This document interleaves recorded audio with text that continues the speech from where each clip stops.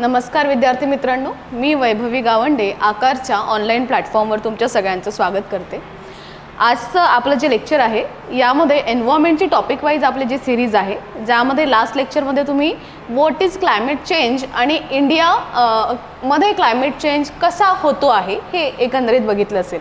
आज आपल्याला प्रामुख्याने समजून घ्यायचे India's fight to climate change काय आहे. ठीक आहे. सो सगळ्यात पहिले एक समजून घेऊया की how vulnerable India is in front of climate change. म्हणजे जर हवामान बदल होतो आहे आणि याचे परिणाम आपल्याला दिसणार आहेत, दिसत आहेत, तर यामध्ये भारत किती दयनीय असू शकते. ठीक आहे. आणि ऑब्व्हियसली पुढे मग आपण बघणार आहोत की काय काय मेजर्स आहेत जे इंडिया घेतो आहे.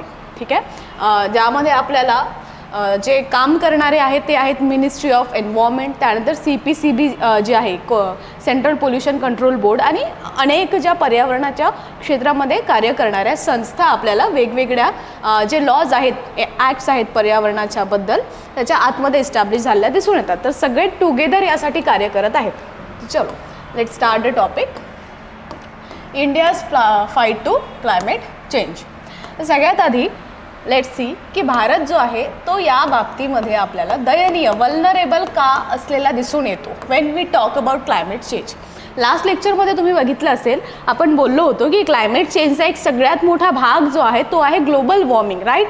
आणि ग्लोबल वॉर्मिंगमध्ये जो एरिया आपल्याला मॅक्सिमम वल्नरेबल असलेला दिसून येतो, that specific area comes in between the tropics, है ना. आणि भारत जो आहे तो अर्धा ट्रॉपिकल क्लायमेट झोनमध्ये येतो. ठीक आहे. भारताचा क्लायमेटसुद्धा आपण एका वाक्यात काय सांगतो, tropical monsoon type of climate आहे भारताचं, राईट. त्यामुळे आता या ट्रॉपिकल झोनमध्ये भारत येतो आहे, म्हणजे भविष्यामध्ये भारतामध्ये उष्णता, तापमान एक्स्ट्रीम वाढणार आहे. ठीक आहे. आणि तसंही जे पृथ्वीचं ॲव्हरेज टेम्परेचर वाढतं आहे हे ऑलरेडी 50 वर्षामध्ये आता शिफ्ट झालेलं आहे. आणि आपण क्लायमेटबद्दल काय शिकलो होतो की एखाद्या स्पेसिफिक ठिकाणचं क्लायमेट बनायला 30 ते 35 वर्ष लागतात. म्हणजे ऑलरेडी क्लायमेटनी त्याच्या स्वभावामध्ये शिफ्ट घेतलेला आहे. तर आता आपल्याला याला आपण म्हणू की ॲडजस्ट करणे फार गरजेचं आहे. बरं, मग पहिलं हे झालं की भारत जो आहे तो उष्णकटिबंधीय झोनमध्ये येतो म्हणून तो दयनीय आहे. दुसरं, भारतामध्ये असणारी जैवविविधता. ठीक आहे. जैवविविधतेचा जर तुम्ही विचार केला तर India is the second most mega diverse country in the world. पहिली ब्राझील येते, कारण ब्राझीलकडे ॲमेझॉन फॉरेस्ट आहे, आणि दुसरा आपला भारत येतो. भारतामध्ये 2 तसेच 4 आपल्याला बायोडायव्हर्सिटी हॉटस्पॉट सांगितले जातात. बट व्हेरी स्पेसिफिकली जॉग्राफिकली 2 मोठमोठे झोन कोणते आहेत हे आपण बघायला गेलो तर वेस्टर्न घाट आणि नॉर्थ ईस्ट रिजन जो भारतामधला आहे, हे 2 रिजन आपल्याला एक्स्ट्रीम बायोडायव्हर्सिटीवाले असलेले, एक्स्ट्रीम इथे जैवविविधता असताना आढळताना दिसून येते. दोन्ही प्रकारची आहे. ते टेरिटोरियल आहे, अक्वॅटिकसुद्धा आहे. अंदमान आणि निकोबार्समध्ये तुम्ही बघाल तर तिथे सुद्धा जो वेस्टर्न साईड आहे अंदमान आणि निकोबारचे, त्या ठिकाणी एव्हरग्रीन फॉरेस्ट आहे. सो तिथे पण बायोडायव्हर्सिटी खूप जास्त आहे. आणि क्लायमेट चेंजमुळे काय आहे की हे जे किडे कीटक किंवा लहान सहान स्पेसिस असतात ते एवढ्या फास्ट अडॅप्ट करू शकत नाहीत. अडॅप्टिंगचा जो मेकॅनिझम आहे त्याला थोडा वेळ लागतो, right. Geographical processes are very slow. ते लाखो करोडो वर्ष घेतात फॉर्म व्हायला. इवन आपण दगडापासून जी वेदरिंग होऊन सॉईल बनण्याचा जो विषय आहे त्याला आपण म्हणतो करोडो वर्ष लागत असतात. मग अशासाठी जैवविविधतेच्या ठिकाणी सुद्धा भारत काय होतो, मग वल्नरेबल बनताना आपल्याला दिसून येतो. त्यानंतर तिसरं सगळ्यात मोठं कारण आहे की आता निसर्ग वल्नरेबल दयनीय झाला, त्यानंतर आपण म्हणू की इथली भौगोलिक जी भूमी आहे ती वल्नरेबल झाली. तिसरा विषय आहे की इथली population, we are already 20% of the world. ठीक आहे. भारताची लोकसंख्या ही जगाच्या 20% आता झालेली आहे.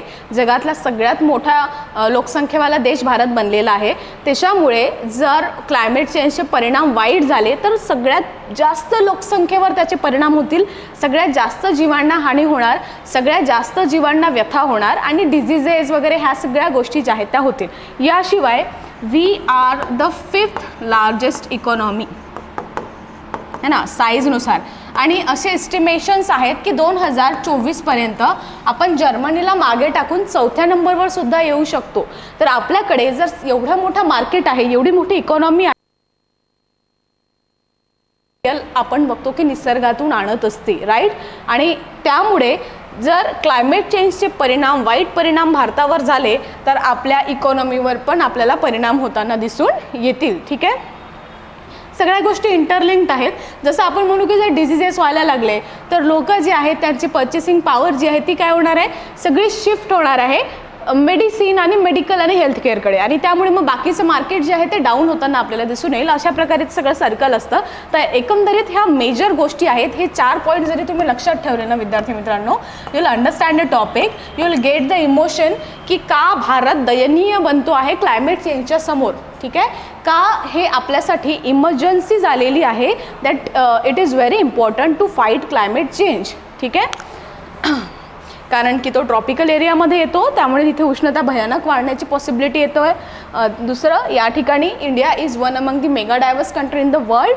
पॉप्युलेशन आपली जगात सगळ्यात मोठी आहे अँड ऑब्व्हियसली डेमोग्राफिक डिव्हिडंडसुद्धा आपल्याकडे आहे ना. The most young people in the world भारताकडे आहेत आणि 5वी अर्थव्यवस्था आपली सगळ्यात मोठी जगामध्ये बनती आहे आणि यामुळे व्यवहारावर सुद्धा आपला जे आहे नुकसान होऊ शकते. चल, so yeah, India is most vulnerable to climate change. It has highest densities of, ठीक आहे, highest densities of economic activities, कारण की आपल्याकडे पॉप्युलेशन सगळ्यात जास्त आहे. Very yes. And other than that, त्या पॉप्युलेशन, त्या लोकसंख्येमुळे दारिद्र्याचं प्रमाणसुद्धा आपल्याकडे जास्त असलेलं दिसून येतं. ठीक आहे, अन्न, वस्त्र, निवारा, शिक्षण आणि आरोग्य ह्या ज्या बेसिक नीड्स आहेत, अन्न, वस्त्र, निवाऱ्यापर्यंत तरी ठीक आहे, शिक्षण आणि आरोग्य क्वालिटी लेवलचं लोक अफोर्ड करू शकत नाहीत आणि त्यामुळे आपण आपल्या देशामध्ये आपल्या दारिद्र्याचं प्रमाण जास्त दिसून येते. आणि कारण की आपल्याकडे दारिद्र्याचं प्रमाण जास्त आहे, क्लायमेट चेंज आपल्याला सर्वात जास्त अफेक्ट करणार आहे. अन्न जर महाग झालं तर शिक्षण आणि आरोग्य तर दूरच राहिलं, मग अन्नसुद्धा अफोर्ड करणं लोकांसाठी कठीण होणार आहे. तसंही आपण आता म्हणूयात की क्वालिटी आणि न्यूट्रिशियस फूड जे आहे ना ते अफोर्ड करणं कठीणच झालेलं आहे. ठीक आहे, कारण की ऑर्गॅनिक जेही काही पिकं असतात ते विकत घ्यायला, ते फ्रूट्स म्हणा, ते सगळं काय असते फार महागडं असते आणि जनरली ऑर्गॅनिक जेही काही फ्रूट्स जे प्रोडक्शन आपल्याकडे होते ते एक्सपोर्ट करण्याकडे जोही काही प्रोड्युसर असतो त्याचा भर असतो. ठीक आहे, तर this poor people they rely on natural resources based on their livelihood with the high dependence on rainfall. Yes. त्यानंतर आपल्याकडचं क्लायमेट पण कसं आहे, भारतामध्ये जे शेती आहे ती 75% मान्सूनवर डिपेंडंट आहे. ठीक आहे, 25%च ते इरिगेशन आणि ग्राउंड वॉटरवर आपल्याला डिपेंड असलेली दिसून येते. सो त्याच्यामुळे सुद्धा भारतासाठी क्लायमेट चेंज फार जास्त घातक असणार आहे. By 2020 pressure on India's water, भारतामध्ये असणारं पाणी, air, soil and forest is expected to become highest in the world. ठीक आहे, तसंही ग्राउंड वॉटरचा जर विषय घेतला तर ग्राउंड वॉटर यूज करणारं आपण भारत जो आहे हा जगातला 1 नंबरवर देश आहे. ठीक आहे, सगळ्यात जास्त आपण ग्राउंड वॉटर यूज करतो. संपूर्ण जगाच्या 1/4 क्वार्टर जो आहे तो यूज ग्राउंड वॉटरचा भारतामध्येच केला जातो. मग आता अशा परिस्थितीमध्ये क्लायमेट चेंजमुळे ग्राउंड वॉटर लेवल डिप्लीट झाली. अनेक शहरांमध्ये, राज्यांमध्ये ती अनेक शहरांमध्ये ती कम्प्लिटली संपून गेली.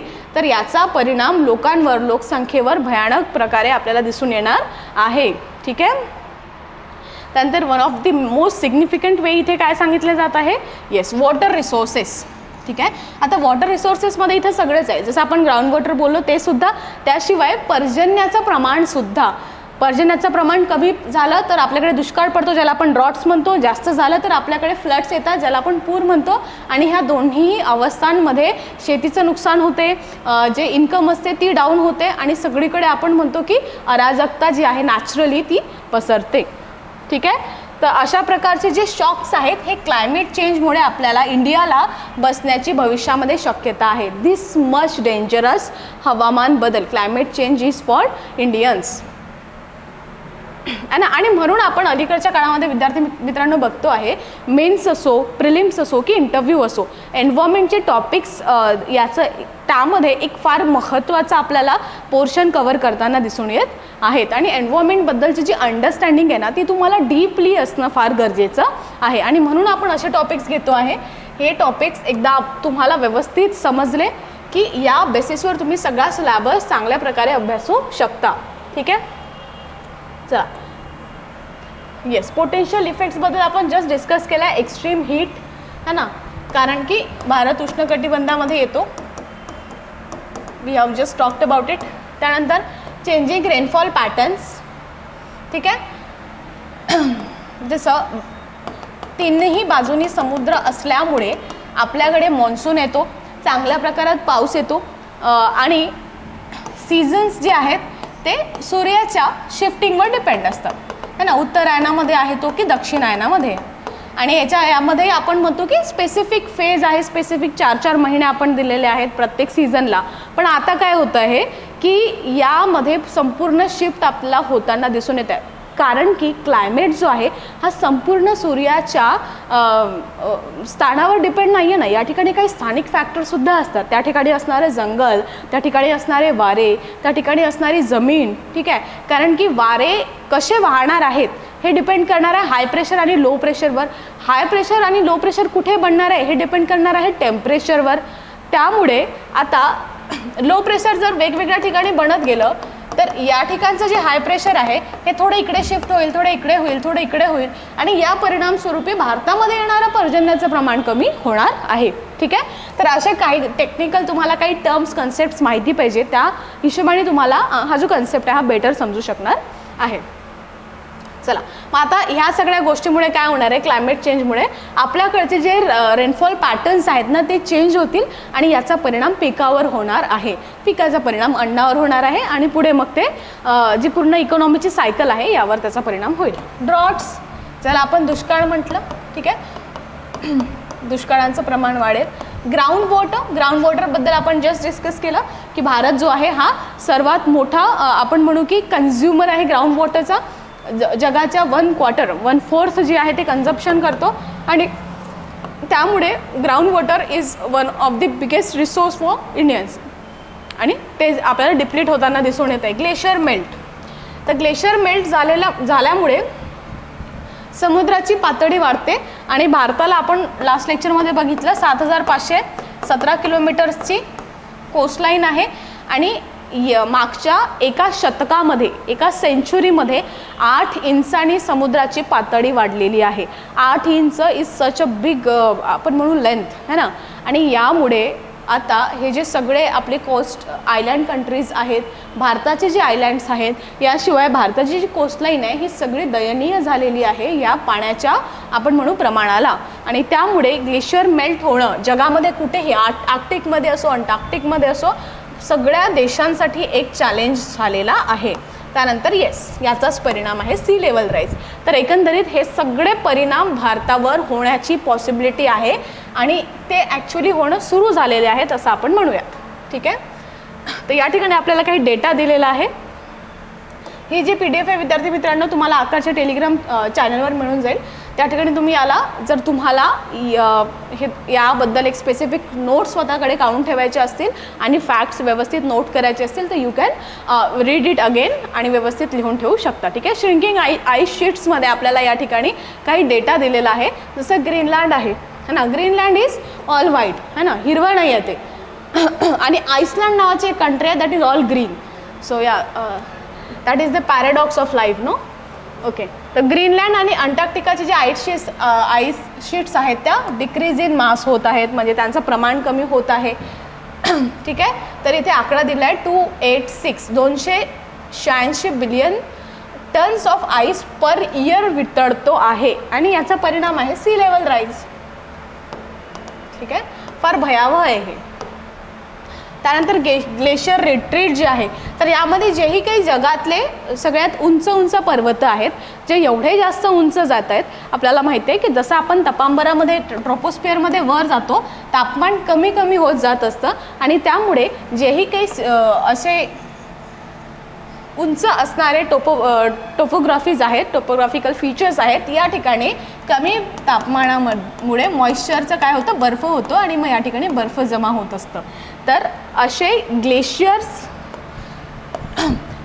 हे जे जमा झालेलं बर्फ आहे हे कालांतराने त्याच्या बेसमध्ये थोडंसं वितळतं आणि संपूर्ण ती जी बर्फाची लादी आहे ती एका नदीसारखी हळूहळू समोर सरकायला लागते, ज्याला आपण ग्लेशियर आणि मराठीमध्ये हिमनदी असं म्हणत असतो. आता उंच उंच अशा पर्वतांवर आपल्याला ग्लेशियर्स दिसून येतात, पण आता ह्या ग्लेशियर्सचं भरपूर जास्त प्रमाणात पाणी होतं आहे. ठीक आहे, इवन इंडियामध्ये जरी एखाद्या आपण म्हणू वर्षी ॲव्हरेज टेम्परेचर फार जास्त राहिलं आणि इंडियातले ग्लेशियर्स एकदम जास्त वितळायला लागले, रिट्रीट करायला लागले, रिट्रीट करणे म्हणजे मागे मागे येणे, तर त्यावेळेस भारतामध्ये ज्या हिमालयन नद्या आहेत त्यांना पूर येतील. ठीक आहे, कारण पाण्याचं प्रमाण आहे ते जास्त होणार आहे. जसं आपण गंगा म्हणालो तर गंगोत्री इज अ ग्लेशियर, त्यानंतर यमुनोत्री इज अ ग्लेशियर, बरोबर आहे. पिंडार नदी तर पिंडार ग्लेशियर. तर अशा अनेक नद्या ज्या आहेत त्या ग्लेशियर्सपासून येतात आणि ग्लेशियर रिट्रीटमुळे आपल्याला पुरांचं प्रमाण वाढलेलं दिसून येणार आहे. तर हे झाली इंडियाची गोष्ट. संपूर्ण जगामध्ये ॲल्प्स आपल्याला माहिती आहे, युरोपमध्ये ॲल्प्स आहेत, ॲल्प्समध्ये Himalayas which are in India, Andes. ठीक आहे, साऊथ अमेरिकेमध्ये जी अँडीजची रेंज आहे त्या ठिकाणी बर्फ असतं, त्या ठिकाणी ग्लेशियर्स आहेत. रॉकीज, नॉर्थ अमेरिकन कॉन्टिनेंटमध्ये रॉकीज आहेत. ठीक आहे, Alaska where is Alaska, it is in Africa. ठीक आहे, तर अशा वेगवेगळ्या जगामध्ये वेगवेगळ्या खंडांमध्ये जे वेगवेगळे पर्वत आहेत, इथे ज्या हिमनद्या आहेत ह्या वितळायला लागल्या आहेत, ज्याचा परिणाम स्वरूपी आता पुरांचे प्रमाण देशामध्ये वेगवेगळ्या देशांमध्ये वाढणार आहे. ठीक आहे, मग ते स्नो कव्हर जी आहे पर्वतांवरची ते सुद्धा कमी होताना दिसून येत आहे. सी लेवल राईजबद्दल आपण ऑलरेडी बोललो आहे. ठीक आहे, बघा इथे हे तुम्ही नोट करू शकता की लास्ट सेंचुरीमध्ये 8 इंचांनी सी लेवल जी आहे ती वाढलेली आहे. ठीक आहे, आर्क्टिक सी आईस जो आहे त्याचं प्रमाण कमी झालेलं आहे. एक्स्ट्रीम इव्हेंट्स आपल्याला होताना दिसून येत आहेत, जसं हाय टेम्परेचरचे एक्स्ट्रीम इव्हेंट्स म्हणा. Ocean acidification is a big important term, कारण oceans are the biggest carbon sinks है ना. आणि why is it so? Carbon sink कशाला म्हटलं जातं हे तुम्हाला माहिती असेल. कार्बन सिंक म्हणजे की ज्या ठिकाणी कार्बन जिथून जास्त बाहेर येत नाही त्याच्यापेक्षा जास्त त्या ठिकाणी कार्बन जो आहे तो शोषून घेतला जातो. आता ओशन्समध्ये aquatic ecosystem is the biggest ecosystem in the world, कारण की समुद्राचं पाणी प्रमाणच जास्त आहे ना, पाण्याचं 71% वॉटर इज देअर, आणि त्यामुळे त्या ठिकाणी झू प्लँक्टॉन्सपासून फायटो प्लँक्टॉन्सपासून तर वेलपर्यंत जेही काही लाईफ आणि स्पेसिस असतील हे सगळे काय करतात, कार्बन डायऑक्साईड शोषून घेतात. Even all kind of plants, zooplanktons ज्याला आपण म्हणतो, which are in the water. तर हे सगळे ओशन सिंक्सचं काम करतात. बट आता असं म्हटलं जात आहे की ओशनने ऑलरेडी एवढा सगळा कार्बन इंटेक केलेला आहे की आता त्याची कपॅसिटी ऑलमोस्ट संपत आलेली आहे. ठीक आहे, so coastal areas are becoming are second आपण म्हणू ऑप्शन नाव. आता ते आपल्याला वाचवू शकतील. Ocean acidification since the beginning of the industrial revolution, सगळं काही जो काही वेस्ट असतो, केमिकल वेस्ट, तो ओशन्समध्ये टाकला जातो आहे आणि त्याच्यामुळे ओशन्सचं जे पाणी आहे ती ॲसिडिफाय होत आहे. ठीक आहे, 30% of the oceans have become acidified now. Humans किलनी इमिशन केलेला carbon dioxide in the atmosphere. या चला, ठीक आहे, पुन्हा या ठिकाणी एक इम्पॉर्टंट आपल्याला आकडा दिसतो आहे की 2 बिलियन टन्स पर इयर एवढा ॲब्सॉर्ब कार्बन डायऑक्साईड जो आहे तो upper layer of the oceans करतात. ठीक आहे, चला, yes, this is very important, India's response to climate change. आता इथे तुम्हाला नोट्स काढायचे आहेत. UPSC मेन्ससाठी किंवा भविष्यामध्ये MPSC मेन्स जे विद्यार्थी लिहिणार आहेत त्यांच्यासाठी हा टॉपिक फार महत्त्वाचा आहे. 4-5 मुद्दे आहेत, जर तुमचे पाठ झाले तर टॉपिक तुमचा इथल्या इथे तोंडी जो आहे आपण म्हणू की रिवाईज होऊन जाणार आहे, तयार होऊन जाणार आहे. ठीक आहे, चला, तर भारताचा ॲक्च्युली रिस्पॉन्स कसा आहे, म्हणजे काय काय आपण म्हणू मेजर्स आहेत, काय काय कृती आहे जी भारत सरकार गव्हर्नमेंट ऑफ इंडिया करती आहे टू कर्ब क्लायमेट चेंज. सगळ्यात पहिले आपल्याकडे national action plan on climate change. ठीक आहे, नीती आयोग जे आहे इन्स्टिट्यूट ट्रान्सफॉर्मिंग इंडियासाठी बनलेलं, त्यांचा they are the think tank you know. तर त्यामुळे त्यांच्या डोक्यातून best of the best ideas येतात. तर आपल्याकडे ऑलरेडी एक ॲक्शन प्लॅन रेडी आहे. आता या ॲक्शन प्लॅनमध्ये यांनी काय केलं आहे, मिटिगेशन अँड ॲडॅप्टेशन स्ट्रॅटेजीज बनवलेल्या आहेत. ठीक आहे. So I can even guide you की कशा प्रकारे तुम्ही याचा माइंड मॅप बनवू शकता. चलो,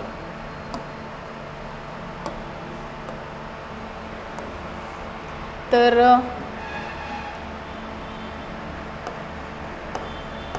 India's fight to climate change,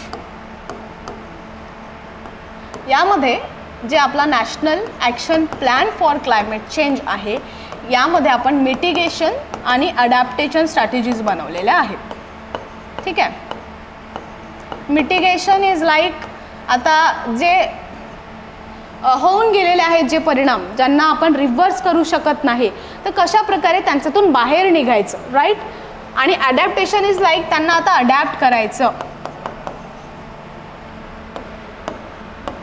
तर याच्याबद्दलच्या मिटिगेशन आणि अडॅप्टेशनबद्दलच्या स्ट्रॅटेजीज आपल्याकडे बनवल्या जात आहेत. त्यानंतर 8 जे मेजर गोल्स आहेत. ठीक आहे. 8 कोअर नॅशनल मिशन्सला अडॉप्ट केलेलं आहे. गोल्स किंवा मिशन्स आपण याला म्हणूयात. ठीक आहे. सो सोलार एनर्जी, रिन्युएबल एनर्जीपासून ऊर्जा बनवणे is such a magical idea. कारण की आपण आतापर्यंत ज्या ट्रेडिशनल टाईप्स ऑफ आपण म्हणू की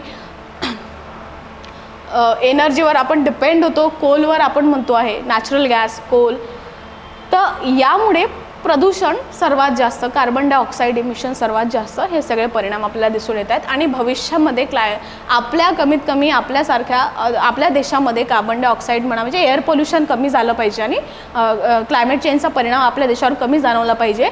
तर बेस्ट स्ट्रॅटेजी आपल्याला आहे रिन्युएबल एनर्जीकडे शिफ्ट होणे, है ना.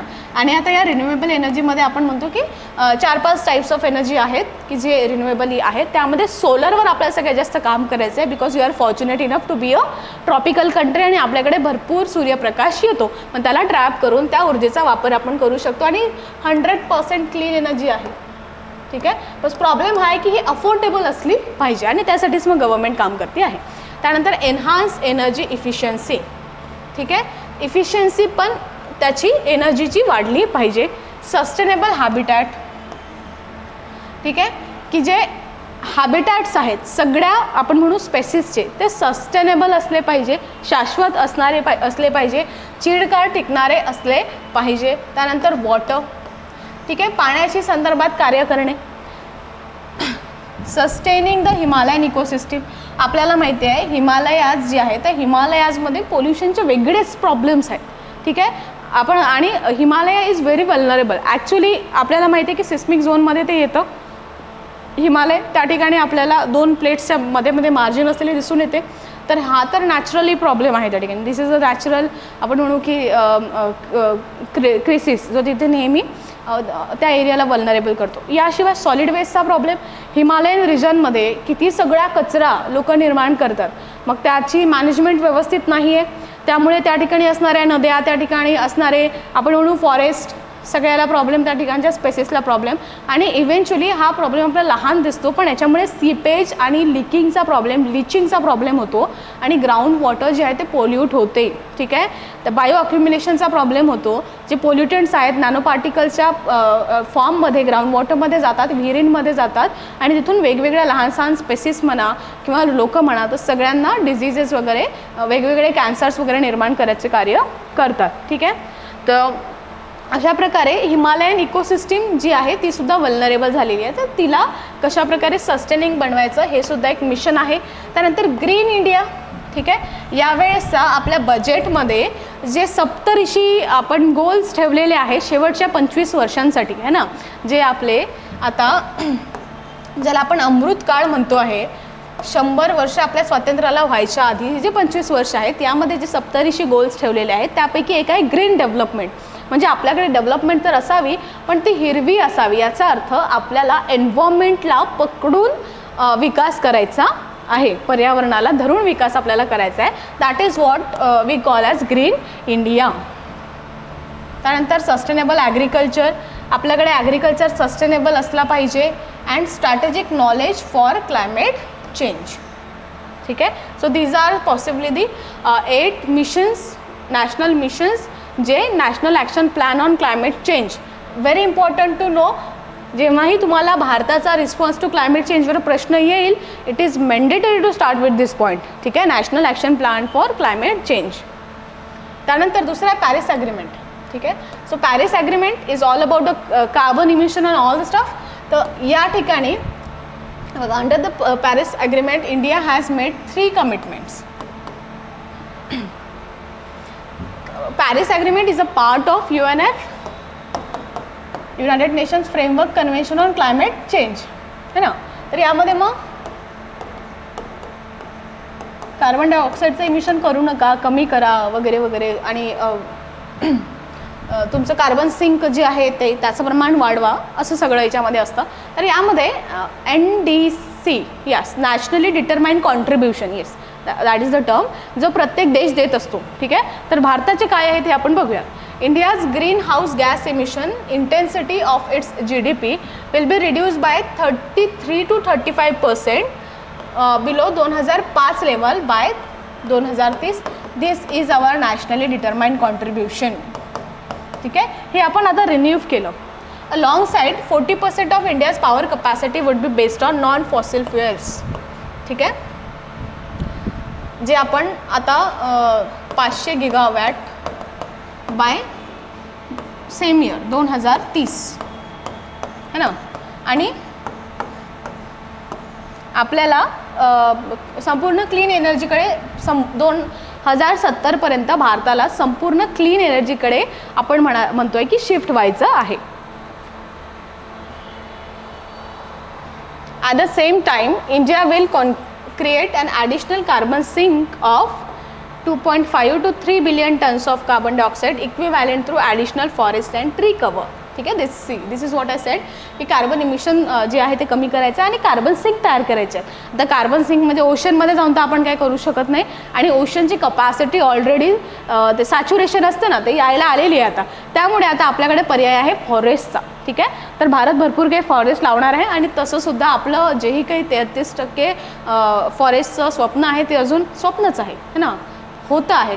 26% आपल्याकडे आता सध्या फॉरेस्ट आहेत, तर ते पण आपला तिकडे पण कामात येणार आहे, वृक्ष लागवड, आणि इकडे पण कामात येणार आहे. तर ते आपल्यासाठी कार्बन सिंक बनण्याचं काम करणार आहे, फॉरेस्ट आणि ट्री कवर वाढवणे. ठीक आहे. तर this is what about the climate agreement आणि भारताचे त्याला असलेले कॉन्ट्रीब्युशन्स किंवा कमिटमेंट्स. ठीक आहे. तर हे भारताला स्वतःच्या क्लायमेट चेंज मध्ये पण फाईट करण्यामध्ये मदत करणार आहेत. तिसरा महत्त्वाचा मुद्दा आहे इंटरनॅशनल सोलार अलायन्स. ठीक आहे.